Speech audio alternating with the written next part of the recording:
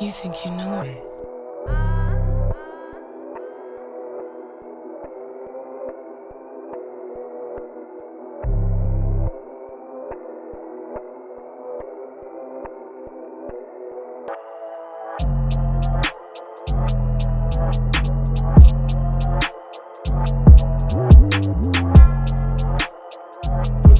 Thank you for joining me. Today we have a special guest. If you'd like to introduce yourself.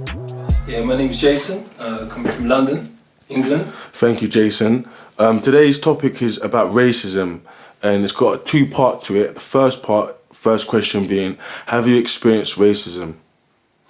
Well, yes, I have experienced racism. I grew up in London in the mid to late 70s. I went to school, my junior school and primary school was in London, where there was some racism. There was black and ethnic minorities living in London in the 70s, and I feel personally the racism I've experienced was from the school and the system of education. Due to maybe lack of information, I feel that my peers at the time saw a lot of images of black people through their education that were quite negative. So black people were perceived to be maybe less than or subhuman in the way that they was perceived, whether through that be reading books or watching documentaries. I come from an Afro-Caribbean heritage where my dad and my mom came over from the Caribbean in the 1950s, which is a very proud heritage, I must say. Afro-Caribbean people are very proud, but they have been colonialized. So I was getting a lot of my information and a lot of my self-esteem from my parents, not from my peers.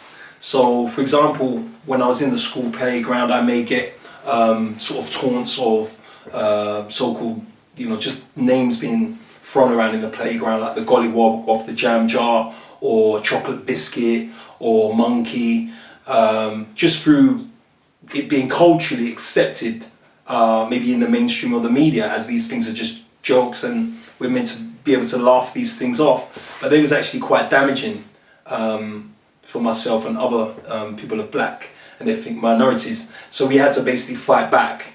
So in the playground there may be fights or certain challenges that we had to face, and maybe it wasn't taken that seriously with the education and with the teachers and with the schools. But when you go home, just talking for myself personally, you was built up. So I had a very strong family background, a very strong family unit, which kept me in a very good place mentally. But I've seen other people actually get affected with their mental health through taunts of racism and constantly maybe feeling inferior to their peers. So yes, I have experienced racism in London, late 70s, early 80s. It was predominant when growing up. And our second question and last question, what do you feel could be done to eradicate racism from a racist society? And having experienced racism, what do you feel are the measures needed to be taken to stop racism? That's a good question. I feel education is the key. Looking at young people, especially children growing up, I feel that they should be given the true information, the right education around race.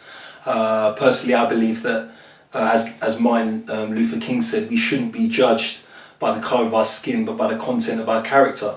So I feel that should be taught more in schools, and I feel that even just from a biological perspective, we've all been given certain measures of melanin as human beings, so we should all really be given the right information as, being all part of the human race.